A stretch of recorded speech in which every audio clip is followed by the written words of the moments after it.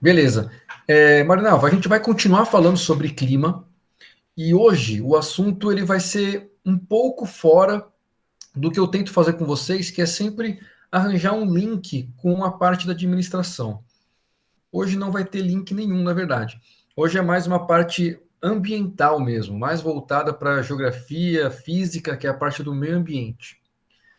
Mas eu tenho que falar, né? Não dá para deixar de falar. Então a gente vai falar sobre tipos de precipitação, e tem um acento a mais ali. Tipos de precipitação e ventos. O que vai ser mais importante aqui, a gente vai tentar, eu vou tentar mostrar para vocês, e aí você fica à vontade para me perguntar, mostrar para vocês como que acontece as chuvas. Por que acontece as chuvas de determinado jeito? Porque tem chuvas que são muito mais fortes, outras muito mais fracas, mas que duram um tempo muito mais. Então, eu vou apresentar aqui os principais tipos de chuva, como elas são formadas, e também a influência dos ventos. O que os ventos têm a ver com o clima, como é que eles trabalham junto com o clima e também para modificar o clima de um lugar. Tá? Vamos lá, então.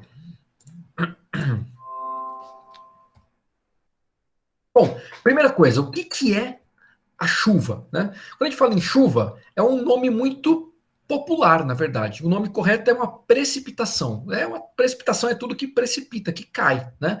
Então, chuva é um tipo de precipitação. Existem vários outros tipos de precipitação. Pode ser neve, pode ser granizo e pode ser a chuva. Tudo depende de como a água está caindo lá de cima. Se ela vier líquida, é chuva. Se vier sólida, é granizo. Ninguém quer, né? E se vier nem sólida, nem líquida, é neve. A neve, na verdade, são cristais de neve. É quando a nuvem está tão fria, que a água passa de vapor de água direto para sólido, sem passar pelo estado líquido.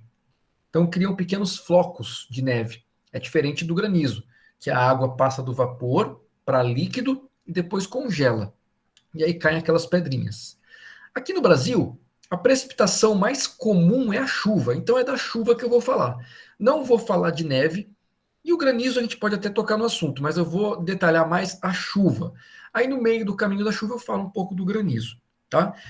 Como que acontece qualquer um desses tipos de precipitação, qualquer precipitação? Precisa de umidade. Precipitação é a água caindo. Chuva, a água líquida caindo, mas como é que a água chega lá em cima? Para a água chegar lá no alto, você tem que ter água aqui embaixo também. Não adianta eu não ter água embaixo, porque senão não vai ter água para subir. A chuva, na verdade, só cai porque a água, antes de cair, ela foi lá para cima, por algum dos motivos que eu vou apresentar aqui. Então, existem alguns motivos que forçam o vapor d'água para cima. Aí ele sobe, quanto mais o vapor d'água sobe, mais ele vai esfriar, até o ponto que o vapor de água vira líquido, e aí esse líquido cai de volta para a superfície. Não cai no mesmo lugar.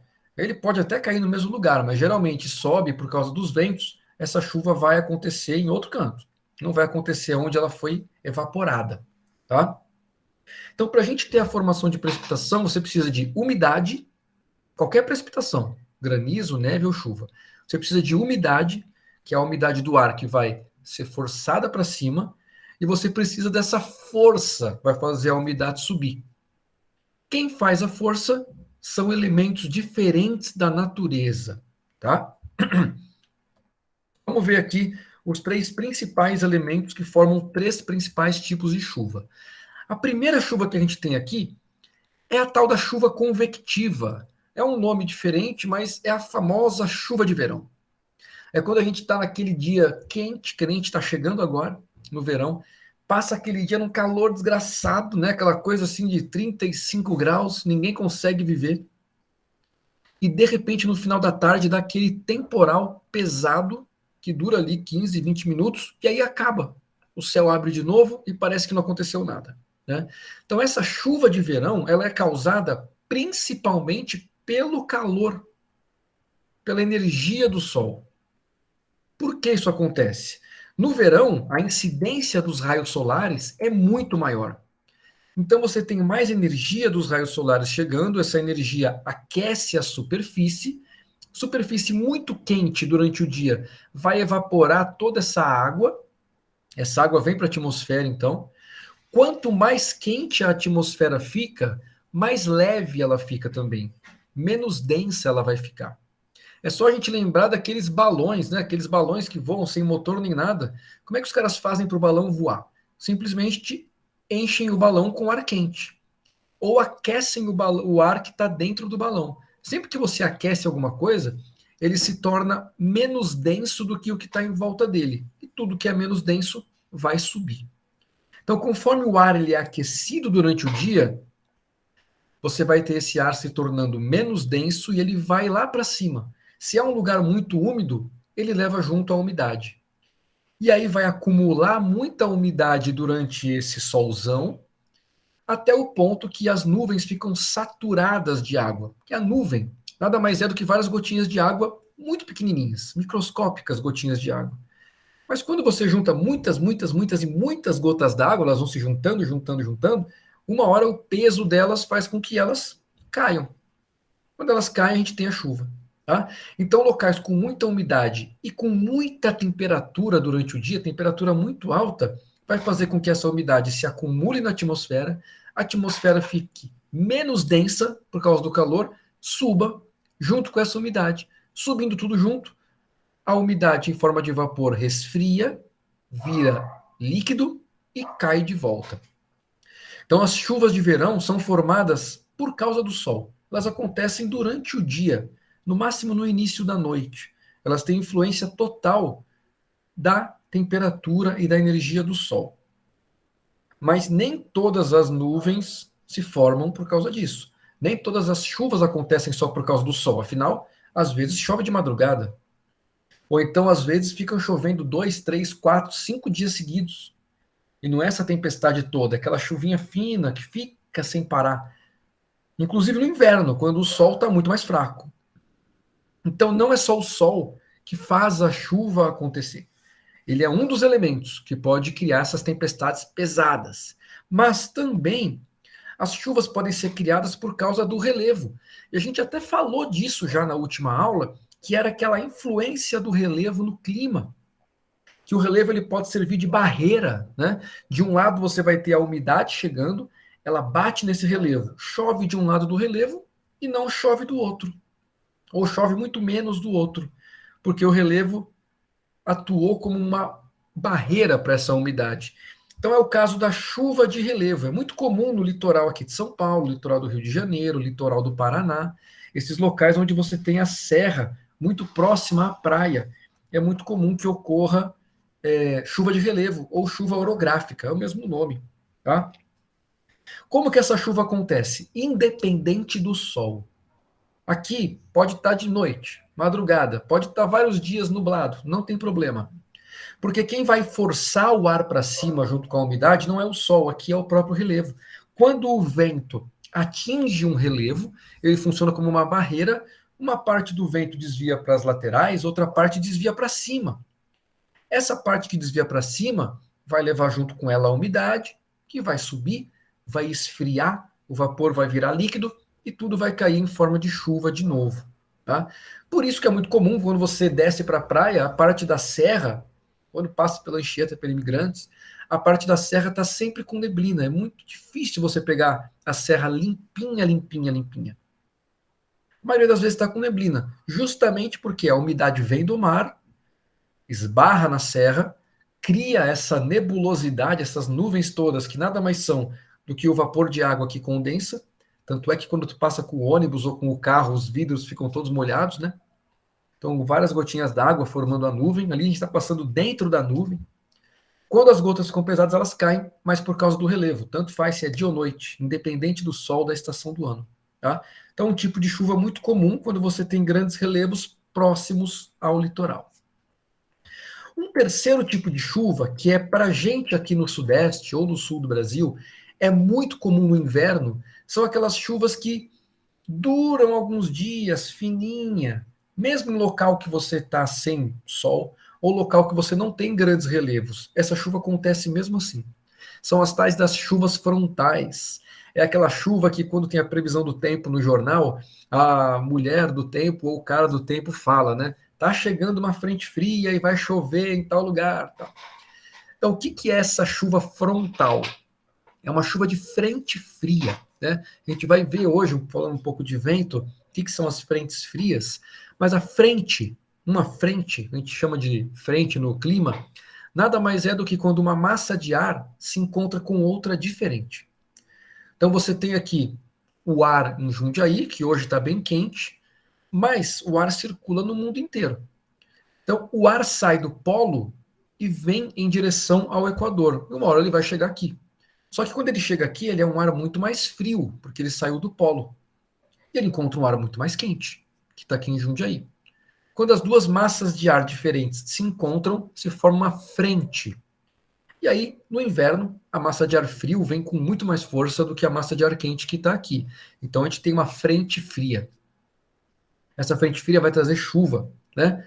Porque dessa vez, quem vai empurrar a umidade para cima não é o relevo, não é o sol, é a própria massa de ar. A massa de ar fria, ela é muito mais densa.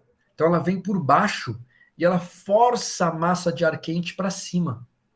Como ela força a massa de ar quente para cima, essa massa de ar quente sobe, toda a umidade que está nessa massa vai condensar e vai chover. Só que a chuva de tempestade de verão com sol, ela cai tudo de uma vez.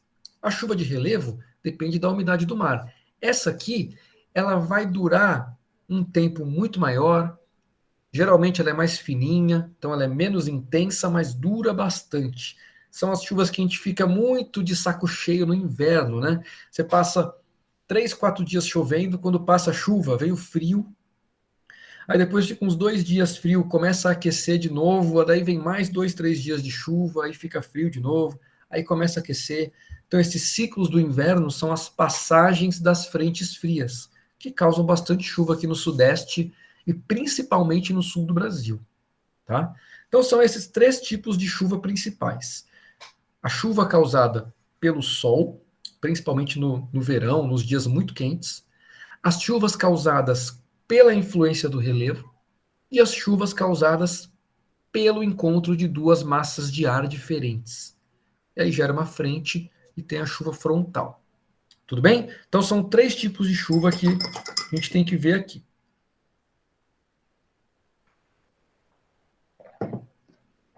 Alguma pergunta, Marinalva? Tudo tranquilo? Tranquilo, professor. Beleza. Eu deixei um exercício aqui, que é um exercício que foi da Unicamp. Mas o pessoal fala, meu Deus, Unicamp, vou ficar com medo. Não. Né? Eu gosto dessa questão porque ela mistura o que a gente viu na semana passada com o que a gente está falando agora. Essa questão, na verdade, ela era para estar na atividade de vocês. Então, eu tirei da atividade e vou comentar ela aqui, porque eu acho que ela resume bastante o que a gente viu na semana passada e agora também, sobre precipitação. Então, ela traz um mapa. No mapa abaixo indica a ocorrência de queda de neve na América do Sul. Observe o mapa e responda a questão. Legal. Então, até agora eu falei de chuva, né? Como é que as chuvas ocorrem? Mas a neve e o granizo ocorrem do mesmo jeito. A única diferença para você ter neve ou granizo em vez de chuva é porque a temperatura da nuvem vai estar muito mais baixa. Então, quando você tem uma nuvem que está muito, muito fria, se é uma nuvem muito, muito alta, a temperatura dela é muito baixa, essa água pode congelar, a umidade pode congelar, então ela vem vapor, vira gotinha, uma gotícula de água, essa gotícula congela e cai o granizo. Mas se está fria demais, o vapor passa direto para o estado sólido, criando vários flocos de neve, vários cristais, e eles caem também em direção à superfície, tá? Então a diferença de tu ter nuvem, de tu ter chuva, granizo ou neve, vai ser em qual temperatura essa umidade vai ser exposta quando chegar lá no alto. Quanto mais baixa a temperatura, mais fácil é a ocorrência de granizo ou neve. Só que para você ter uma temperatura muito baixa, você tem que ter alguns fatores, né? E aí lá na aula passada a gente viu alguns fatores que influenciam no clima. Alguns deles eram a latitude. Então, você está muito longe do Equador, quanto mais longe tu estiver do Equador, mais frio vai ser. Então é mais fácil ter granizo e neve. A latitude. Outro fator era a altitude. Quanto mais alto tu estiver, mais frio vai ser. Então é mais fácil você também ter granizo ou neve. Então, aqui tem um mapa da América do Sul e olha só, as partes que estão escuras nesse mapa são justamente as partes que acontecem neve na América do Sul, né? Então a gente tem toda essa parte escura aqui, quanto mais para o sul a gente vai, maior ela fica, né? Porque está mais longe do Equador. Aqui bastante neve. Porém, a gente tem alguns locais de neve, inclusive no próprio Equador, ou muito próximo do Equador, né? Tanto nesses dois aqui, quanto também mais ao sul, passando aqui pela parte tropical, bastante neve, né? O Jundiaí está logo aqui acima do trópico. De um lado aqui onde tem Jundiaí não tem neve, mas em compensação do outro lado da América do Sul tem neve pra caramba, né? E aí a letra A já pergunta: que fatores climáticos que determinam essa distribuição da neve na América do Sul? O que mais além da latitude pode estar explicando essa neve na América do Sul? Você tem alguma ideia, Marina? O que mais além da latitude pode explicar essa neve?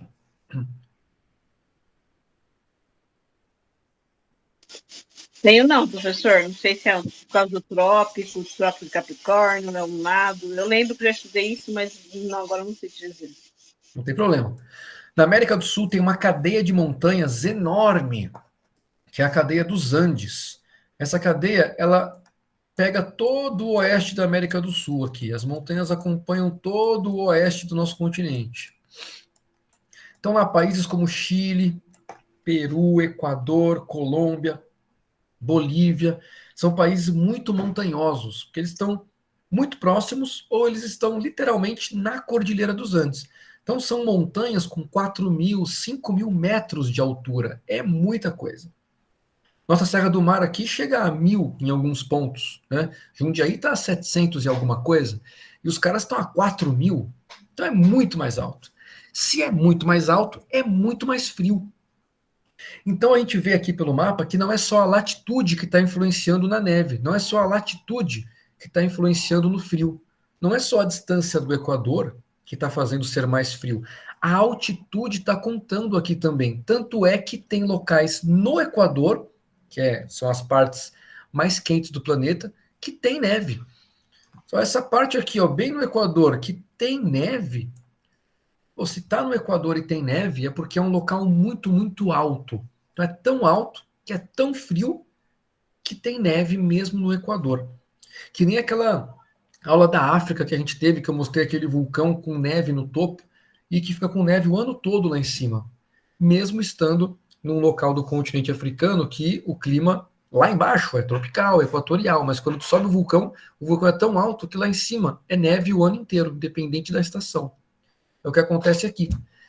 Então, quando a questão pergunta que fatores climáticos vão explicar essa distribuição da neve, é a distância do Equador, que quanto mais longe, mais frio, e é a altitude. Essas duas coisas juntas vão explicar por que a neve se distribui dessa maneira. Não neve em Jundiaí, porque não é tão alto. Se fosse mais alto, nevaria. Eu não sei se isso ia ser bom, né? Afinal, quando neva, frio pra caramba, né? Então, acho melhor ficar sem neve. E letra B. Quais são as condições do tempo necessárias para a ocorrência de precipitação em forma de neve? Para o tempo ter uma condição para ter qualquer tipo de precipitação, você tem que ter muita umidade. E aí, para ter a neve, tem que ter, além da umidade, muito frio. Então, você tem que ter bastante umidade e bastante frio. Aí você vai ter a neve.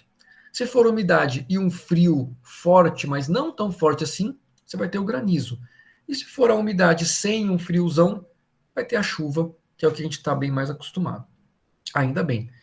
Quando eu estava morando em Curitiba e nevou por lá, em 2013, foi a última vez que nevou lá. Bem quando nevou, eu não estava. Eu tinha vindo para cá visitar os meus pais, né? Mas eu fiquei lá durante a semana, um frio, nossa, friozão, e eu não sou muito de sentir frio, mas estava forte.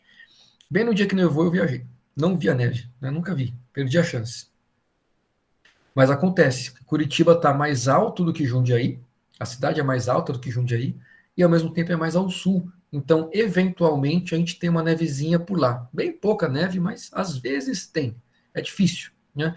Em Santa Catarina, no Rio Grande do Sul, nas serras, então tu tá mais ao sul ainda e também mais alto ainda, aí sim é mais comum você ter neve. Não é todo ano que tem, mas é muito mais comum do que em Curitiba, por exemplo.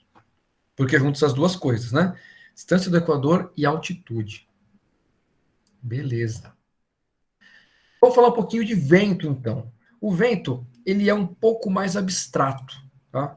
Por que eu digo isso? Porque ele tem a ver com a atmosfera, com o ar, e a gente não enxerga. Então é difícil a gente imaginar como os ventos se formam, como os ventos acontecem. A gente não consegue enxergar a atmosfera. Mas tem algumas situações que a gente consegue sim ver o vento atuando. E eu já já vou dar um exemplo para você, com certeza você já passou por isso e já viu o vento atuando, então você vai lembrar, né? O vento nada mais é que a movimentação do ar. Movimentação na horizontal, a hora vai de um lado para o outro, isso acontece toda hora, toda hora. Então, movimentação da atmosfera, de um canto para o outro. Como que essa movimentação acontece? Bom, primeira coisa pelo planeta, né? O planeta está girando, movimento de rotação, então a atmosfera vai girando junto, vai criando vários movimentos no ar por causa da rotação do planeta. Mesma coisa, o exemplo que eu usei na outra aula, né? Você está com um copo de café, um copo de leite. Você roda esse copo, o leite ou o café rodam juntos. E aí criam uns redemoinhozinhos, você vê o líquido rodando por causa do movimento do copo. Mesma coisa a atmosfera. A Terra gira, o oceano também se move e a atmosfera se move junto, criando várias correntes de ar por aí, vários ventos. Mas o que eu quero detalhar aqui, que é mais importante para a gente, quando a gente fala de vento e chuva, é a questão da pressão atmosférica, e por isso se torna um pouco abstrato. Mas a pressão tem a ver com o aquecimento do ar. Como já expliquei naquele primeiro tipo de chuva, quando o ar fica mais quente, ele fica menos denso e ele sobe. Tudo que você aquece, sobe. Quando você liga uma vela, a chama da vela, ela fica para cima. Não importa se você vira a vela de lado, a chama está sempre para cima. E se você bota a mão em cima dessa vela, você consegue sentir o calor mesmo com a sua mão longe da chama. Porque esse ar está quente e todo ar que é quente sobe. Tá? Então, toda vez que você tem um aquecimento do ar em algum local, um aquecimento maior do que em outras áreas, esse local vai estar com uma pressão menor, porque o ar está subindo. Em todo local que o ar subir, você vai ter uma pressão menor. Em todo local que o ar não subir ou estiver descendo, você tem uma pressão maior. Essa pressão do ar é como se fosse o peso da atmosfera na nossa cabeça. Então, se o ar descer, você vai sentir um peso maior. Se o ar sobe, você sente um peso menor. Você está se livrando de um peso. A gente não sente o peso da atmosfera porque a gente nasceu nesse planeta, a gente é acostumado com isso. Então a gente não faz diferença do peso da atmosfera. A gente sente ele às vezes. Quando tu desce para a praia, dá aquela dorzinha no ouvido. Aquilo lá é porque a pressão da atmosfera na praia é maior do que aqui em cima no Planalto. Então você desce, você sente aquela pressão no ouvido, mas logo você já se acostuma e aquilo passa. Quando tu sobe é a mesma coisa. Tu está acostumado com uma pressão maior, aí tu chega aqui, a pressão é menor, sente também uma coisinha no ouvido, que é muito sensível, essas mudanças de pressão, mas logo ele se estabiliza. Então, pressão nada mais é que peso da atmosfera. Quando você aquece essa atmosfera, ela fica um pouco mais leve, menos densa e sobe. Só que, pô, imagina só. Então quer dizer que se você tem muito, muito, muito, muito sol, o ar vai subir, subir, subir, e uma hora vai acabar o ar aqui embaixo, que ele vai subir todo, né? Quer dizer que quando tem muito sol, o ar inteiro vai subir e você vai respirar o quê? O que acontece quando o ar que você tá, ele sobe? A gente não fica sem respirar porque esse ar subiu. Quando esse ar sobe, ele abre espaço. E esse espaço é preenchido com as massas de ar que estão em volta. Então está fazendo um calor muito forte em Jundiaí. 35 graus em Jundiaí. Nenhuma nuvem no céu. Aquele negócio, não dá nem vontade de sair de casa. Calor imenso. Mas se em São Paulo tiver muito nublado, ou em Campinas está muito nublado. E só em Jundiaí está sol. São Paulo e Campinas está nublado. O que acontece? O ar aqui em Jundiaí vai estar muito mais quente, então ele vai começar a subir bem devagar durante o dia. O ar vai subindo bem devagar. E ele vai dando espaço. Então, o ar que está em Campinas e em São Paulo, ele vai se deslocar para preencher o espaço do ar em Jundiaí. E isso vai criar o vento. Então, a gente vai ter um deslocamento de ar dos locais que estão com pressão maior em direção aos locais que têm uma pressão menor. Um dos principais motivos dessa pressão menor é a grande quantidade de calor. E aí vai gerar os ventos. Tá? É por isso que no Equador chove tanto. Você tem um sol muito mais forte naquela região do planeta que faz a evaporação acontecer. Então, se o sol é muito mais forte, a evaporação acontece maior, de maior quantidade. Ao mesmo tempo, a pressão também é menor e o Equador chama os ventos dos dois hemisférios, norte e sul, para ele, levando mais umidade ainda. Então, é o local com mais chuva que a gente tem. Quanto mais longe do Equador, mais frio, então menos evaporação e também menos chuva. E os ventos vão em direção ao Equador. Dá para entender isso, Marinalva? Eu sei que essa parte eu acho que é a mais confusa quando a gente fala de clima. Não sei se ficou claro para ti.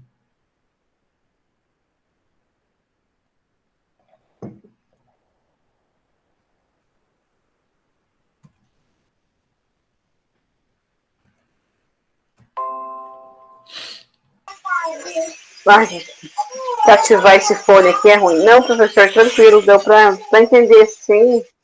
E é complicado, né? É difícil você absorver tudo assim muito rápido, assim, né? É. E são muitas informações, né? Foram várias informações dentro de um período aí de 30 minutos.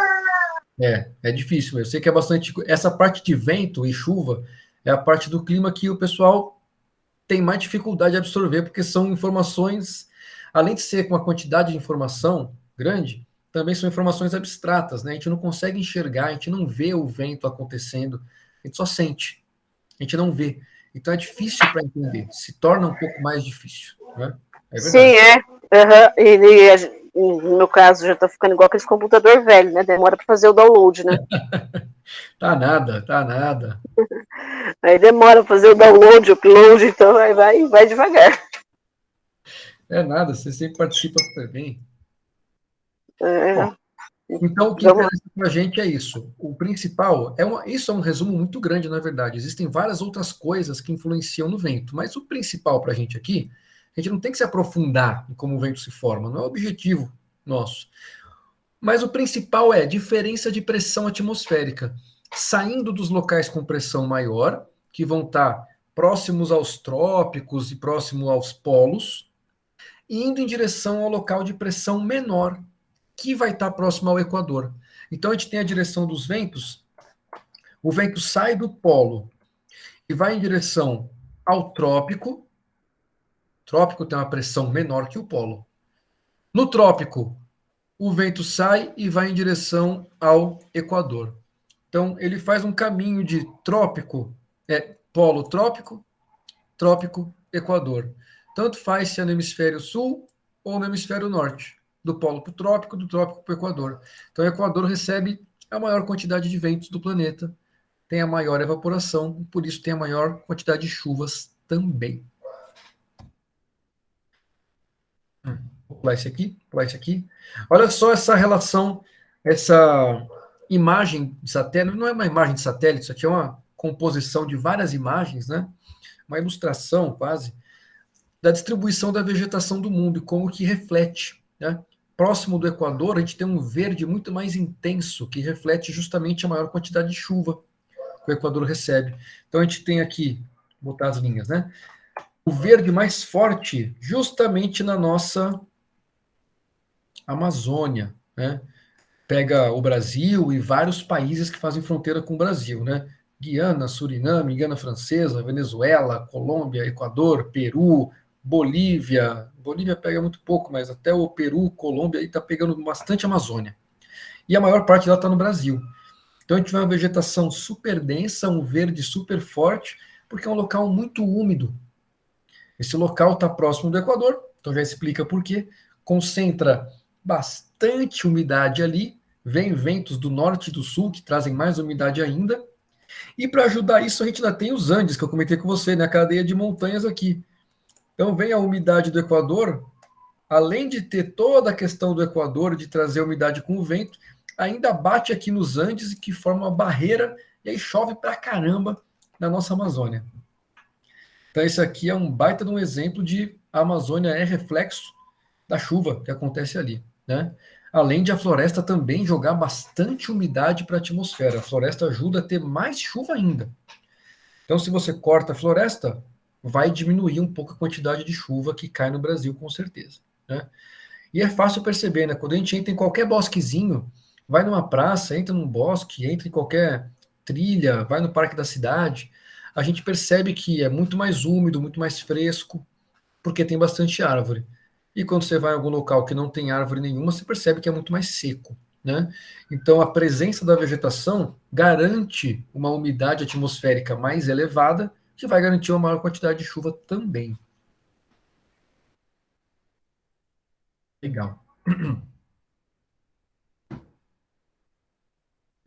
Já está no último slide.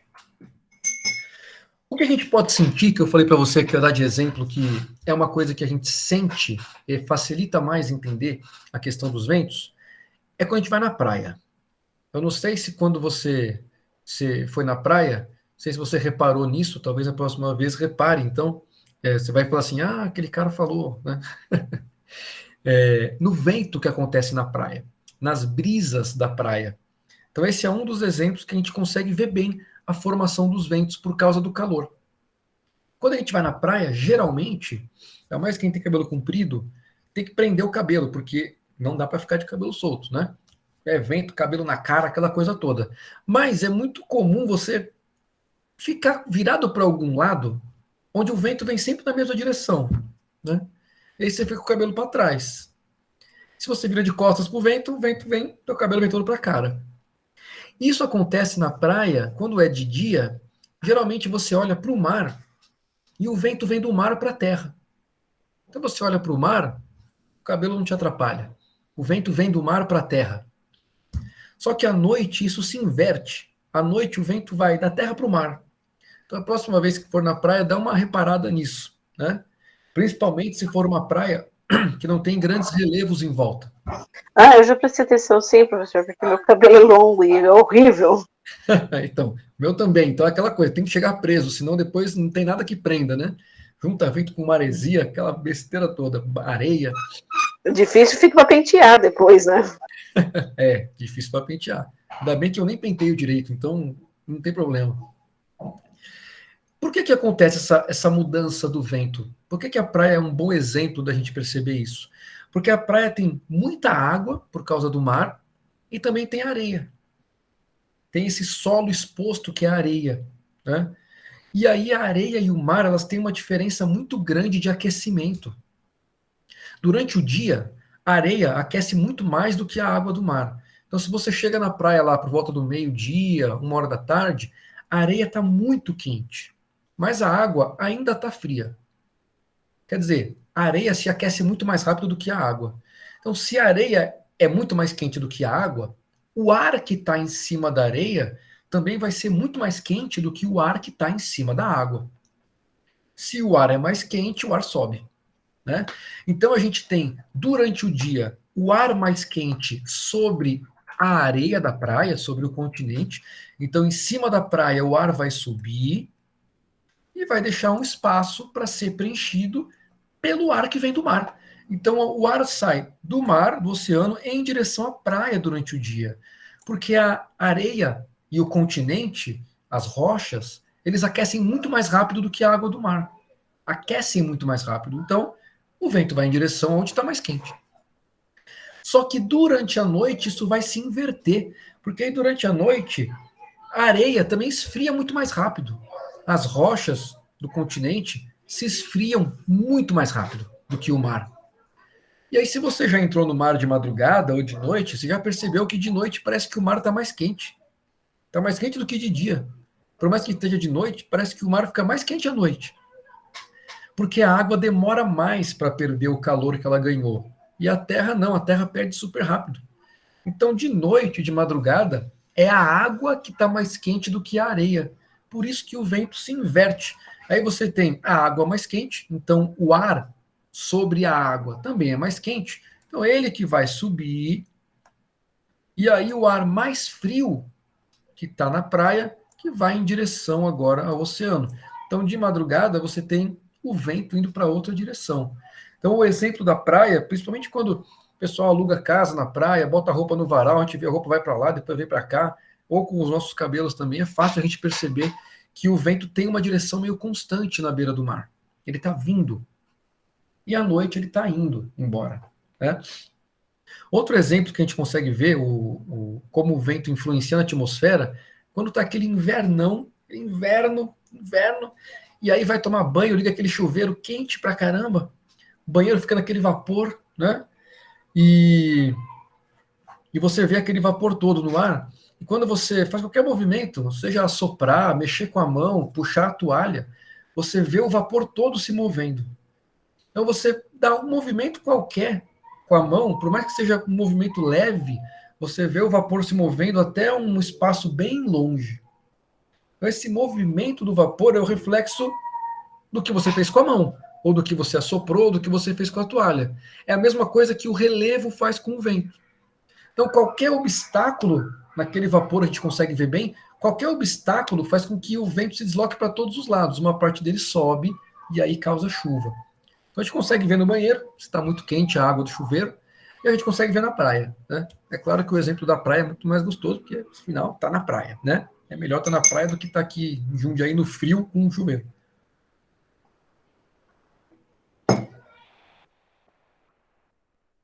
Tudo bem, Marinalva? Alguma pergunta? Não, professor, pergunta nenhuma, não. Legal. Então, o objetivo de hoje era mostrar para você isso, então.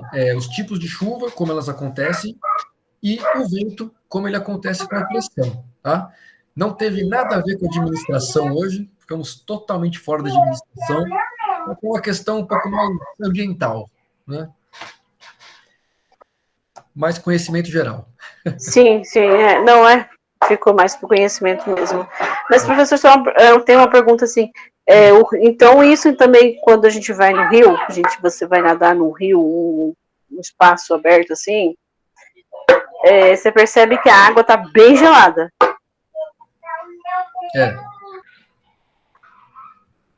E geralmente, quando é no meio do mato mesmo, mata mesmo, tem umas gotículas de água, conforme você vai se adentrando dentro do espaço, assim.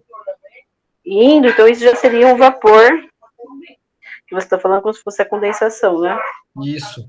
As gotículas que você fala que ficam nas folhas, que fica no ar. Não, às vezes até no rosto você sente assim, sabe? Que você vai andando no meio da árvore, você sente aquelas gotículas no rosto, você sente até no rosto. Eu que uso óculos, por exemplo, fica até úmido o óculos. Isso, é isso mesmo. Ainda mais tem cachoeira perto que aí agita bastante a água. Você vê que o ar fica meio. Até, às vezes fica até meio embaçado, né? Você vê até aquele arco-íris, às vezes, no próprio ar, assim. Isso, é. De água, é isso aí. São as gotinhas de água. Entendi. E aí, isso aí é o ingrediente da nuvem. Aí, se está com isso aí e muito calor, toda essa água ela vai ser levada para cima devagarinho durante o dia, até chegar numa altitude, onde ela vai se juntar com várias outras gotículas para ficar pesada e cair. Então, é isso mesmo. É isso aí. Bom exemplo também. Entendi. Bom exemplo. Então tá, então. Tá bom, Marinalva. Obrigado, então. Ó, eu vou botar. Nada, obrigada eu.